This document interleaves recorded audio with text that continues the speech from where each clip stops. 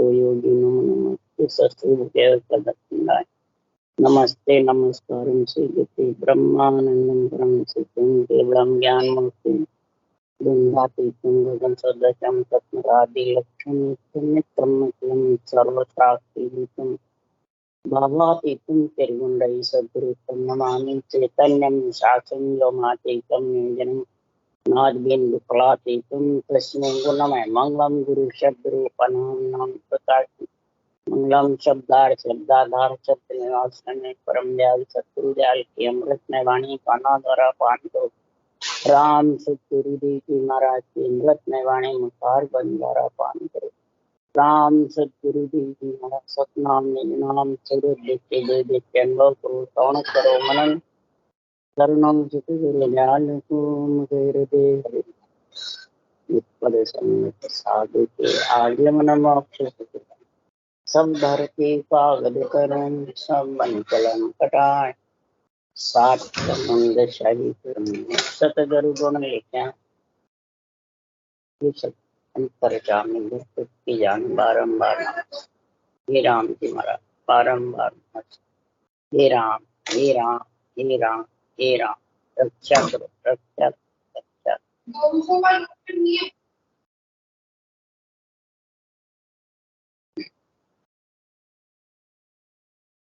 अतः सदगुरु राम जी महाराज ज्ञान समाज में समाधि की बातें बता रहे हैं। जो आत्मा परम पद में मिलना चाहती है, तुम्हारा सब समाधियों का, ज्ञान समाधि का, ब्रह्म समाधि का, इखर समाधि का निर्णय करके अब आज सता समाधि का महाराज निर्णय बता रहे हैं कि सता समाधि की पहचान क्या है। जिसके सता समाधि लगती है उसकी शरीर में रहनी सहनी, उसके मुखार बन के वचनों के बोल, नेत्र का तातो स्वरों के महाराज पहचान बता रहे। शेष समाधि कहने से आती नहीं है और कहने से लगी हुई जाती नहीं। ज्यादा कर भजन करने वाले प्राणी, वाणी बाँचने वाले हो चाहे सुनने वाले हो, ध्यान समाधि को ही सता समाधि मान ले और ध्यान समाधि को ही सबसे ऊंची मान। और सुखराम जी महाराज कह रहे ध्यान समाधि से 3 समाधि के बाद सता समाधि का, ध्यान समाधि, ब्रह्म समाधि, इक्र समाधि, उसके बाद सता समाधि का है। शून्य समाधि का तो बहुत अलग चीजें हैं। ध्यान समाधि को सब शून्य समाधि मान के बैठा। तो सदगुरु देव यहाँ समझा रहे हैं कि ज्यादा कर क्यों मान के बैठते हैं। इस ब्रह्म ज्ञान की समझ नहीं रहती है, ज्ञानी की समझ आ जाती। ज्ञानी का सरना लेते हैं और ज्ञान का सरना नहीं। सतगुरु सरना ज्ञानी को समझते हैं और ज्ञान को नहीं समझते हैं, तो वो शेष समाधि का, महापुरुषों के आध्यात्मिक निर्णय का समझ आने वाली। इसकी समझ महापुरुष फरमाते हैं जब भी आत्मा को परमात्मा पद की, परम पद की प्राप्ति होगी। उसके लिए सुखराम जी महाराज कह रहे हैं सतगुरु शरणो लीजियो रे ब्रह्म ज्ञान सुनो आ। सतगुरु शरणा लीजिए। कौन सा सतगुरु शरणा है? ये सत्य अणबे ज्ञान क्या कह रहा है, ये शरण। और जो इसमें लिखा है उस मुताबिक धारण कर, कि बाँचने वाले केवल उसके मुताबिक धारण।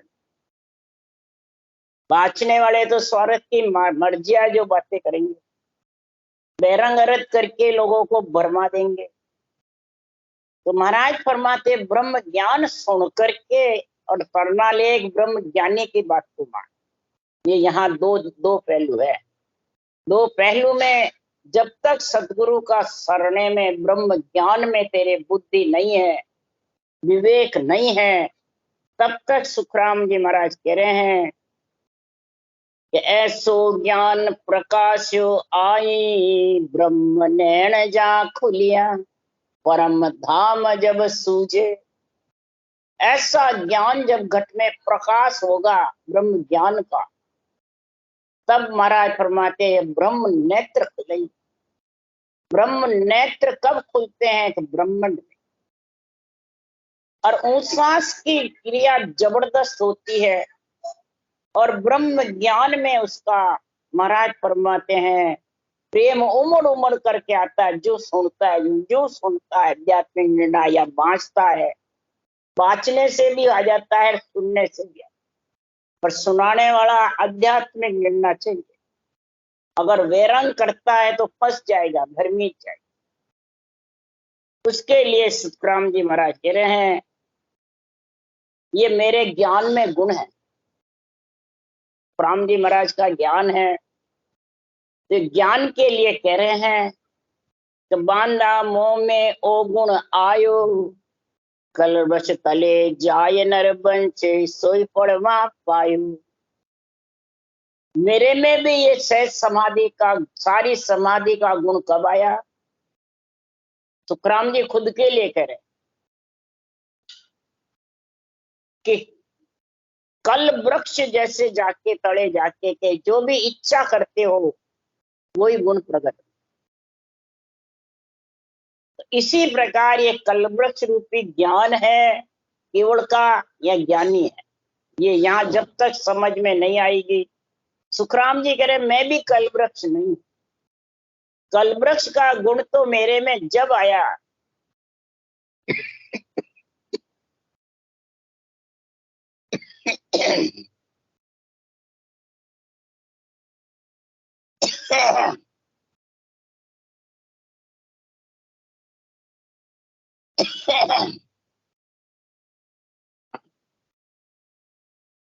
नीचे जाके मैंने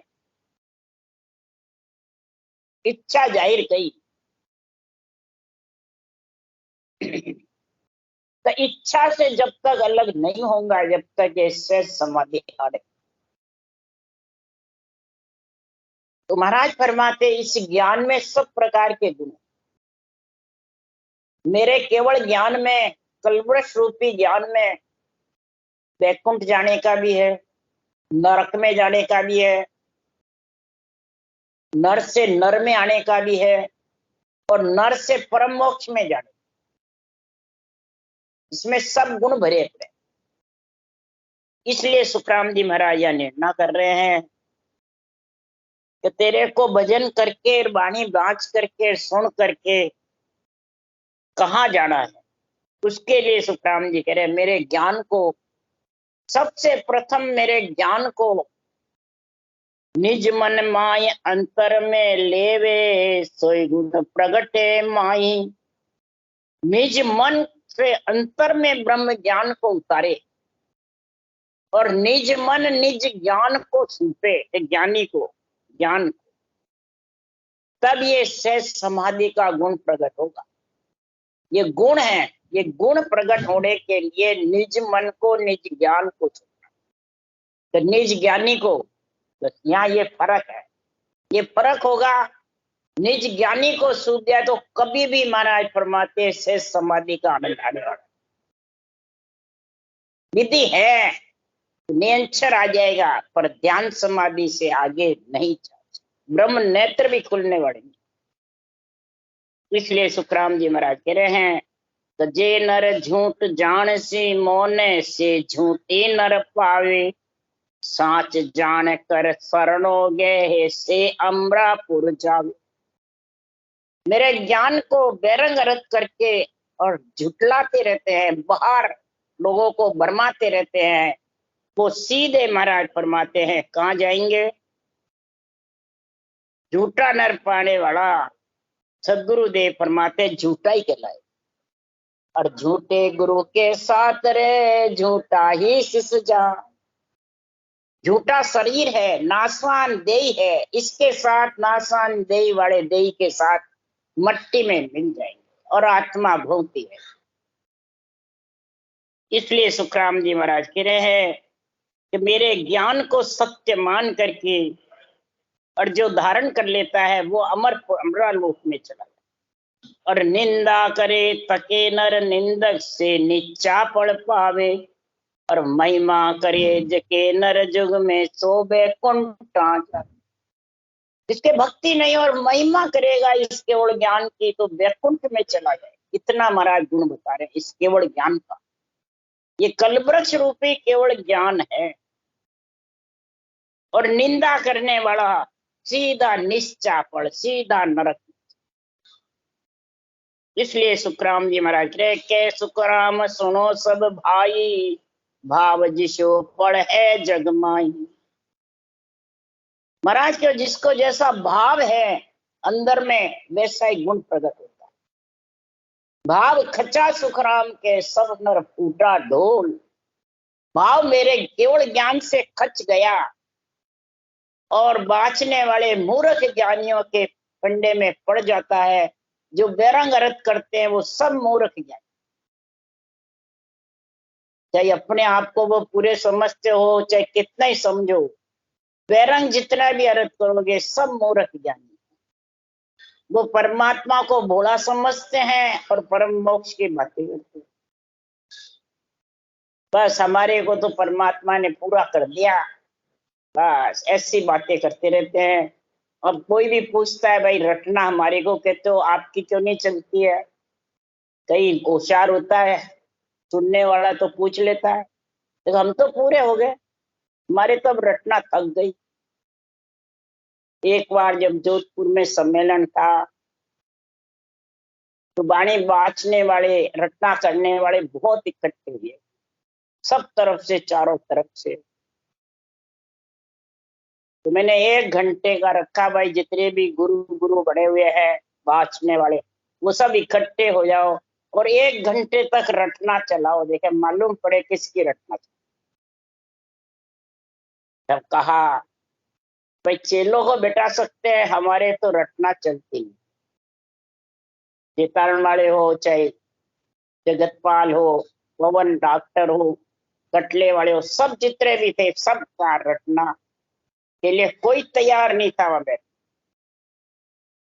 मैंने कहा अपने अपने गुरु भी बताओ और रटना चलाओ 1 घंटे, परीक्षा हो जाएगी। ये सुनने वाले सब परीक्षा कर ले इसकी चलती। कोई तैयार नहीं हुआ करने, बस यही कहते हमारे तो थक गए।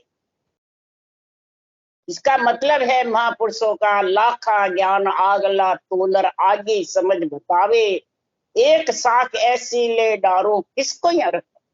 एक ही रटना की करने की जो साख है, रटन फौज आगे धर दीजे पहलो घाट भांजन्यों लीजे। रटन फौज ही सबसे आगे होनी चाहिए, रटन फौज ही आगे नहीं तो घाटे कैसे लांगेंगे। कई अवगत घाटे अंदर। तो शरणों तको भजन में माता भेष पैरिया नाई। ये जो आत्मा ने शरीर रूपी भेष पहन रखा है इसका सरना सही नहीं है। महाराज फरमाते हैं भजन में रत रेवे, रटना बराबर चलती रेवे और ज्ञान से बुद्धि पे विवेक और वैराग आवे, वो सहज समाधि का महाराज गुण बता रहे हैं। और उस गुण के लिए सुखराम जी क्या कह रहे हैं, दसिया गुरु प्रताप सो सायब सन्मुख होय, हम बरसों सुखराम के बारी खुली न को। हम गुरु के प्रताप से धसे, क्या ज्ञानियों के प्रताप से धसते हैं कि केवल ज्ञान कलवृक्ष के समान है उनके प्रताप से धसते। और सायब सन्मुख होय, सृजनहार का नाम सन्मुख आगे, पहला घाट भांजियों लीजिए, रटन फौज आगे करिए। रटना सुखराम के पहुंचे निर्गुण धाम, रटत रटत रसना सेंग पेंग हो जाए। रटते रटते रसना से सेंग पेंग एक मेक हो जाता है और आत्मा परमात्मा में लीन। एक तो कहने वाला, एक सुनने वाला और एक रटने वाला। सायब को सन्मुख रखे कि ज्ञानियों को सन्मुख रखे। कई शिष्य कहते हैं हमारे फलान जी सदगुरु है, उनके सन्मुख है, बेमुख होंगे तो नरक में चले जाए। तो महाराज कह रहे हम बड़सु सुखराम के बारी, हमारे बड़ से, सुखराम जी कह रहे हमारे बड़ से बारी नहीं खुली, और यहाँ ज्ञानियों के बड़ से मत चले जाएंगे। इसलिए सुखराम जी महाराज कह रहे हैं कि जिसके खिड़की खुली है उसी के से समाधि का आनंद आया। खिड़की खुले बिना से समाधि आ नहीं सकती। तो खिड़की खुली जिसकी परीक्षा बता रहे हैं, तो जिन पड़ में खिड़की खुली तब ऐसी विध हो, सात मुख सुखराम के हंसे शुद्ध न हो। अब सात मुख कौन से? नेत्र, कान, नाक, जिह्वा। महाराज फरमाते हैं ये क्या बेहोश हो जाए उसको कह रहे हैं महाराज। ये जो ध्यान समाधि में शुद्धि बुद्धि नहीं रहती है, जड़ समाधि लग जाती है, जाने कोई वो हो गई क्या खिड़की खुलने का? ये बता रहे हैं क्या सुखराम जी महाराज? जिस समय केवल की बारी खुलती है तो साधक की स्थिति होती है कि साथ ही मुख से विषय भोग की इच्छा नहीं रहती। विषय भोग की इच्छा नहीं रहती है। सबसे पहले तो स्वाद की, शब्द, रूप, रस, गंध, स्पर्श, ये शुद्धि नहीं रहती है उसकी, ये सताते नहीं है पांचों। दूसरा महाराज फरमाते हैं कि ये सारों सुर शीतल रहते हैं, सुखमना की दार भजन होता है, ठंडे रहते हैं। क्रोध और अहंकार तो डेढ़ा भी नहीं आता। उसको कहते हैं शील व्रत धारण करें। और फिर उसका मन जो राजा है सातों सुर विषय का, वो महाराज फरमाते हैं पांगड़ा हो जाता है, पांगड़ा। तब ये आत्मा चेतन होकर के मन को अंदर में रख करके और इच्छा ममता दाब जाती, ये स्थिति बनती है। तब महाराज फरमाते हैं कि आगे पीछे मध्य में एक नदर्शी मौन, बारी खुली जिन बार में ऐसी या विध हो। जिस समय बारी खुलती है तो देही मंडल और विधेय मंडल अलग अलग दृश्य में। कैसे? उस देश में सिमरन नहीं पहुंचे पर देही मंडल से ऑटोमेटिक सहज भाव से रटना चलती रहती है। कंठ भी, हृदय भी, रटना भी, जिह्वा भी, मुंह भी सहज से चलते रहे। और गिगर मंडल गरनाता रहते हैं, जैसे गे गनगर जे गे बका जैसी गोरम गा, संत दुआई उन देश में संता ही को। संतों की दुआई फिरने लग जाती है उस देश में। ऊंडी कैसी गर्जना, जैसे बहुत दूर से आवाज आ रही हो। नेड़ी आवे तो बहुत तेज आवे, ब्रह्मांड में है तो भी तेज आती है। और जब उस देश में पहुंचता है तो गोरम गाड, जैसे बहुत ऊंडी गर्जना होती है और उसका कोई स्थान मालूम नहीं पड़ता है, अगम आवाज और गर्जना करता रहता है। उसके जोर से ये ऑटोमेटिक चलती रहती है बराबर। खावे तो, पीवे तो, चले तो, उठे तो, बैठे तो, वाणी बाचे जब भी वो शब्द की आवाज नींद छिड़की झीणी झीणी आती रहती। कहीं भी सोवे तो भी सब जगह। तो महाराज फरमाते देही मंडल और विधेय मंडल अलग अलग, ऐसे विद्र। तब रटना था कि त्रिगुटी भंवर गुफा के घा, बारी लग सुखराम के धुन 40 शुद्ध बा। शुद्ध यानी सातों सुर चेतन रहते हैं। चेतन की समाधि लगती है, सहज समाधि में जड़ नहीं लगती है। सदगुरु देव के तो 18 ही वर्ष चेतन की समाधि लगी, जब भी रटना चली नहीं तो कैसे चली 18 वर्ष तक। इसी प्रकार महाराज फरमाते हैं कि ब्रह्मांड और पार ब्रह्म 1005 के कवल और अनंत 5 के कवल तक रटना का संग रहता है, जब तक अलग अलग नहीं दिखता। और जब ये रटना का संग नीचे रह जाता है और वो अलग अलग, विधेय मंडल अलग दिखता है, देही मंडल अलग। और धुन चलती रहती है, शरीर में भी धुन चलती रहती है रटना की। और गिगन मंडल में शरीर में वर्णात्मक शब्द चलता है, गिगन मंडल में ध्वन्यात्मक शब्द। इसलिए सदगुरुदेव फरमाते हैं कि त्रिगुटे में मुख तीन सो हंसे चरियो न जाय, चारों सो सुख राम के क्यों एक भोजन खा।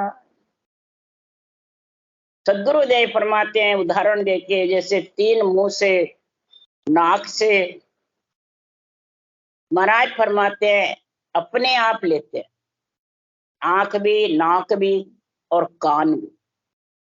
महाराज फरमाते हैं ये अपने आप सुनाई आती है, देखना होता है और नाक से सुनना होता है। और महाराज फरमाते हैं कि इसका अनुभव किससे होता है? कानों से होता है। और मुखारबंद से रटना जाता है। इसलिए सुखराम जी महाराज कह रहे हैं बस मुखारबंद भोजन खाते हैं, वैसे भजन का चलता है। और सब मस्त रहते हैं, सुनते रहते हैं। नेत्र का महाराज फरमाते हैं ध्यान उधर, ज्ञान नेत्र में लगा रहता है। ज्ञान नेत्र जब खुलते हैं तो चाचरी मुद्रा का गुण हो जाता है। जब ध्यान में मस्त होता है तो अगोचरी मुद्रा का गुण होता है। मुखारबंद चलता है तो खेचरी मुद्रा में गुण आ जाता है। हृदय में प्रेम उमड़ उमड़ आता है तो गुचरी मुद्रा का गुण आ जाता है। रोम रोम फड़क फड़क करते हैं, हिलते रहते हैं, झूले की जैसे झूला खाते रहते हैं। तो महाराज फरमाते हैं कि ये संसार में, महाराज फरमाते हैं खेचरी भूचरी, और महाराज फरमाते उन्होंने ऐसे मुद्राएं सारी का गुण अपने आप बरतता है। इसको खोलना नहीं पड़ता है, न उसको साजनी पड़ती है, अपने आप रोम रोम होता है। तो महाराज फरमाते हैं रोम रोम में मुद्रा का ऐसा गुण प्रकट हो जाता है कि शरीर हिलता है। तो सपद दीप को बास तज मिले आदगर माय, तब तन सुखराम के हंस कब न आ। 7 धातु के शरीर से जब आत्मा अलग हो जाती है, विधेय मंडल में अलग घर हो जाता है, श्वासा से और इच्छा से अलग, तब समझो वो केवल पद की है, आनंद पद की प्राप्ति। तब सहज समाधि का गुण बाद में कभी कभी मिनट 2 मिनट, पल, घड़ी, 2 शून्य का गुण आता है। तब महाराज फरमाते हैं शून्य समाधि में न शब्द का मालूम पड़ता है, न शुद्धि बुद्धि रहती है, इला पिंगला भी एक हो जाती है। जैसे गहरी नींद में है वैसी स्थिति, वो भी कितनी देर, घड़ी पल दो, घड़ी या पल, चवे तब नाड़ फुला में। जब वापिस इला पिंगला चलने लग जाती है, वापिस रटना चलने, जिसके रटना नहीं चलती है तो समझ आ उसके ध्यान समाधि का ही गुण है, सुन्न का नहीं। ये पहचान बता रहे महाराज। सपद दीप का, नौखंड का, नौतत लिंग शरीर से अलग और 7 धातु के शरीर से, ये दोनों से अलग होगा जब सहज समाधि का गुण है। तो जब दोनों से अलग होगा तो उसकी पहचान क्या? 5-25 हंस का था के ये बड़म था, वहां आगे सुखराम के 4 संग बखान। 5 विषय 25 प्रगतियां का बड़ थक जाता है, ये अपना बड़ लगा ही नहीं सकता, सारा बड़ क्षीण हो जाता है, ढीला पड़ जाता है। और 4 के संग फिर वो आगा केवल की बारी से आगे जाता है। 4 कौन है? चित चेतन निज मन रे, निरत खुले सतन, सब दर से सुख राम के बोल सके नहीं दे। उसका आनंद कौन लेता है? चित्त है, चेतन है, निजमन है और निरत। परखने का उस शब्द निज नाम का गगन मंडल में अनुभव इनसे होता है। बस कह नहीं सकता, बोल के जवाब नहीं दे सकता है, पर खुद उसका आनंद लेता है। जैसे घी के स्वाद का, खट्टा मीठा चपरा बता नहीं सकते हैं, पर वह स्वाद बहुत है। तो आजकल सब रटना नहीं चलती है, बंद हो गई कि हमें तो आनंद आ रहा है। तो किस बात का आ रहा है भाई आनंद? किस चीज का आनंद आ रहा है? मन से, इच्छा से, इंद्रियों का आनंद तो बहुतों के है, सबके आनंद ही आनंद है। सातों सुख है, उसके आनंद ही आनंद भरा हुआ है, कोई प्रकार की कमी नहीं है। तो महाराज फरमाते आनंद की परिभाषा क्या? आनंद मिलो नहीं बावड़ हे सिसकऊ में। तो आनंद पद में जब मिल गया तो फिर हे शिष्य वो वापिस आएगा नहीं। तो महाराज फरमाते हैं कि संसार में जब तक संसार में 5 विषय सताते रहेंगे, विषय तेरे को दुख देते रहेंगे, मनीराम ज्ञानी बना रहेगा और त्रिय ताप सताते रहेंगे, तब तक वो देश आने वाला। मेरा देश 8 मंजिल ऊपर है और 12 अंगुल है और 13 लोक आगे, इससे त्रिकुटी से इतना महाराज। तो महाराज फरमाते हैं त्रिकुटी में आकर भी सब कहते हैं पूरे हो गए।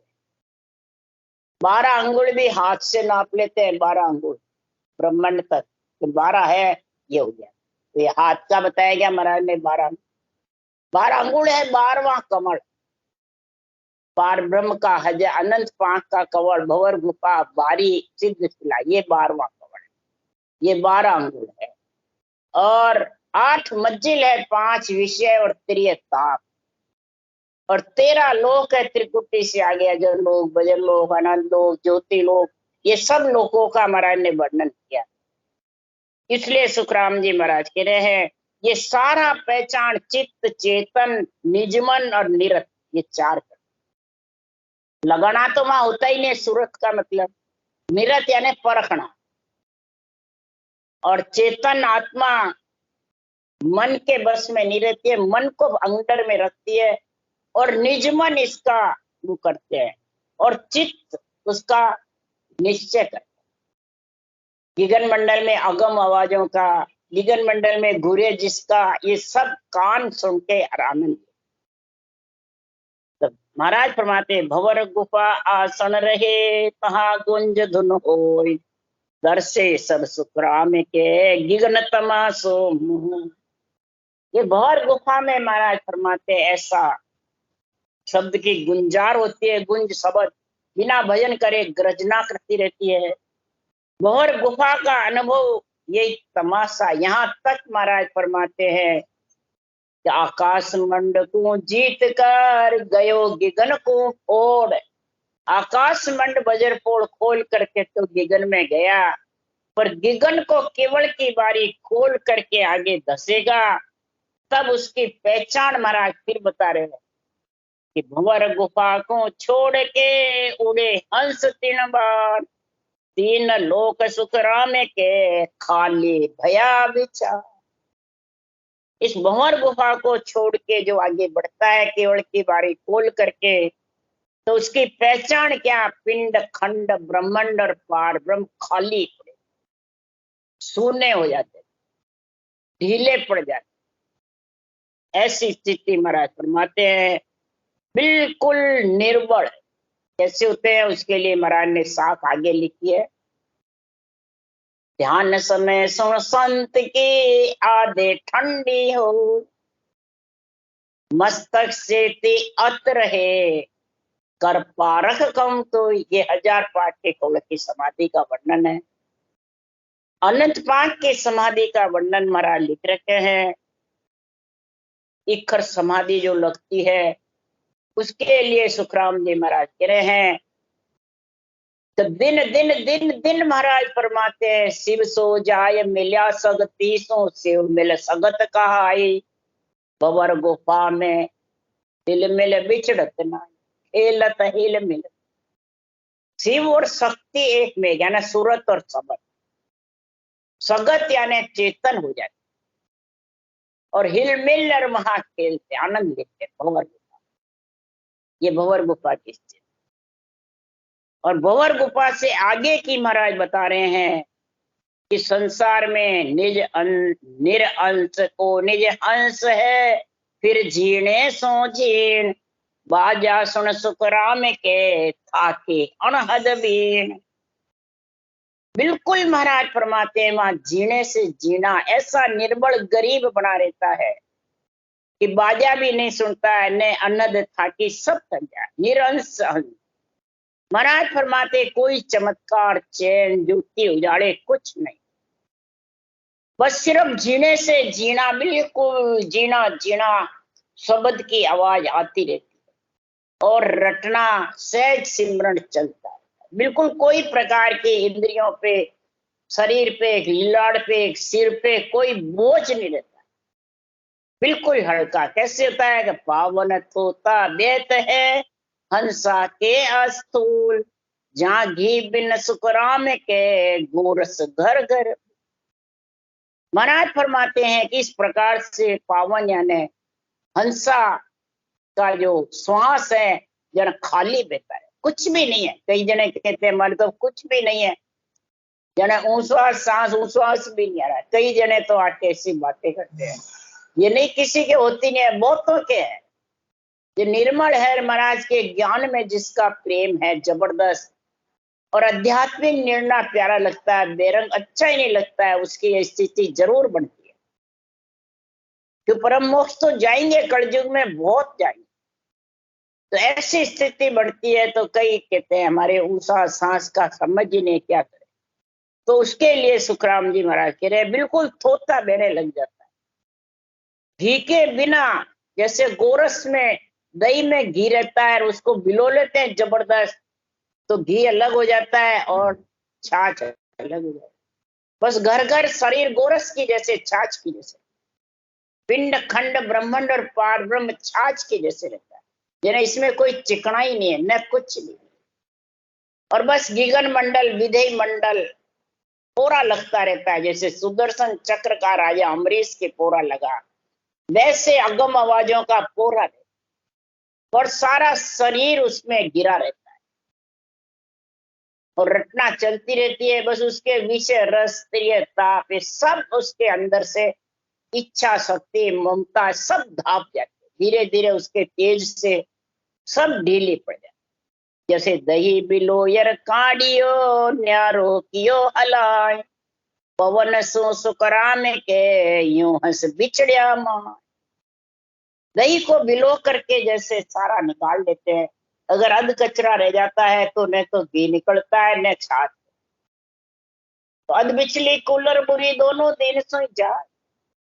अध बिचली जो त्रिगुटी में रहता है तब तक ये अणबे ज्ञान समझ में आने वाला, ब्रह्मांड में जाके जब ब्रह्म नेत्र खुलते हैं तब जाके ये थोड़ा ज्ञान समझ में आता है। आध्यात्मिक बराबर रटना जबर चलती है, ऊंचा तेज आता है ब्रह्मांड में आता है, तब महाराज फरमाते झांट जबरदस्त लगती है। तब ये दही बिलोकर काट दिया और न्यारो हिला हिला के उसका पूर्ण न्यारा कर लिया। पार ब्रह्म में माखन की जैसे रहता है और ब्रह्मांड में छाछ और दही दही की जैसे। और जब ब्रह्मांड पर ब्रह्म दोनों का जब जबरदस्त रटना चल के और अगम आवाज में चला जाता है, तब महाराज फरमाते हैं आत्मा के बिल्कुल घर घर छाछ की जैसे रह जाता है, कोई प्रकार का इसमें घी का संग ही नहीं रहता है, चिकनास बिल्कुल नहीं।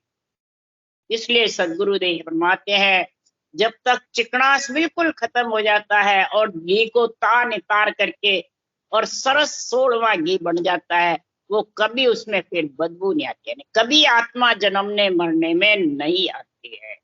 राम राम राम राम। बोलो राम सदगुरुदेव जी महाराज ने धन्य हो, परम दयाल सदगुरु सुखराम जी महाराज ने धन्य हो, अनंत श्री सुख सम्राट सदगुरु सुखराम जी महाराज के ज्ञान सत्स्वरूप भगवान ने धन्य हो, केवड़ी भगवंता ने धन्य हो, जीवा तारण जहाज ने धन्य हो, धन्य मोक्ष के मालका ने धन्य हो, अनंत कोटि संताने धन्य हो, धन्य। राम सभा से राम राम मारो, सबने राम राम राम राम राम राम सा राम राम सा, सब संतान सत्संज्ञान राम राम राम राम।